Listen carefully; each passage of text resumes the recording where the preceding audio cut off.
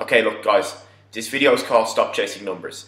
You wouldn't cheat on your girlfriend, so don't cheat on your reps, okay? I say this as a passionate trainer who cares about his clients, their progress, and their results, but it bloody kills me when I see people cutting reps, stopping squats high, just so they can use more weight, okay? It happens on bench press, on squat, on push-ups, on pull-ups, basically anything where there doesn't have a definite start or end point. And you know, the bench press does, your chest, but people still do it. But why do they do it, okay? So look, maybe our culture is the problem. Maybe because people think we prioritize strength over all other qualities and it's okay, but that's not our culture. Okay, our culture is movement first. Good quality, full range of movement lifts, made stronger and stronger and stronger and stronger. Okay, you've got to always remember that the weight is just a tool to force your body, your muscles, your hormonal and skeletal system to adapt in a new way. Your body doesn't care what your PR is. It doesn't care about your emotional attachment to it. It doesn't give a damn if you've convinced yourself that you've hit a 20 kilo squat PR on this training cycle because you stopped your squat 6 inches higher. Okay? Every time that happens, a unicorn dies and your chance of being successful in this game long term decreases. It'll constantly set unrealistic expectations of yourself. You'll eventually get pissed off, you'll eventually quit. Okay? It's not just as simple as showing up to training sessions and deserving a PR. Okay? You might go 3 months without getting any strength increase at all. You don't get to arrive, do the work, and be guaranteed better strength levels than 90% of the population. Life doesn't work that way, okay? Your body hates you.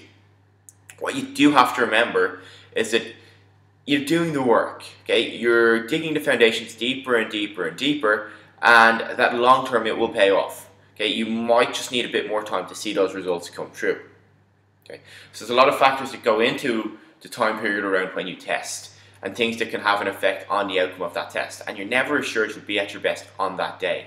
Okay, so some people are going to respond differently to training cycles and peak at different times. If you're out the weekend before, or if you didn't get a good night's sleep, that's going to affect your testing. If you're not getting enough calories in, if you're dehydrated, if you're purposely trying to cut body fat or reduce weight levels, your strength is going to suffer because mass moves mass. Short term, as a beginner, you may start to see strength increases even while dieting, but long term, when you start to get really strong, it's going to taper off. What you've got to remember is why you're in this, okay? To look, to feel, to perform better. The numbers in the bar are just a measurement tool to help you assess that, okay? So it's called objective, unemotional tool, which will call you on your bullshit and keep you on your toes. The major downside of training at RevFit is that you race through the beginner stages faster than a dodgy curry goes through your stomach.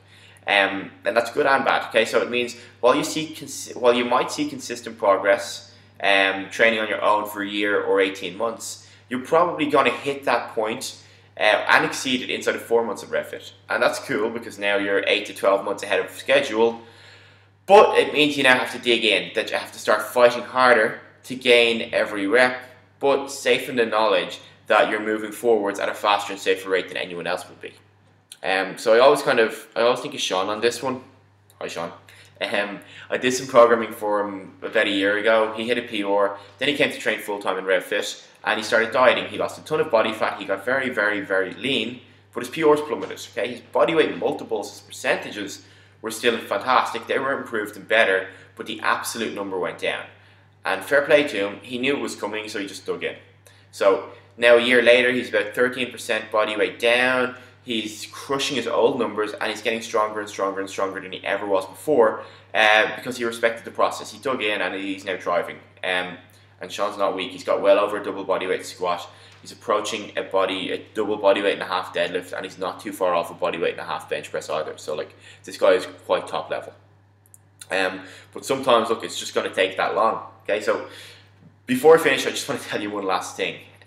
Despite winning numerous national championships, world championships, setting national, European and world records, I've only ever been happy in one powerlifting competition. Okay. One single competition over a 7-year period. So what do you think that tells you? It tells you you're your own worst enemy when it comes to training.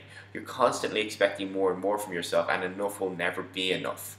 A bad day in the gym shouldn't ruin your week. So if you do have a bad run, just remember, it's part of the process. It's building towards something bigger and better long term.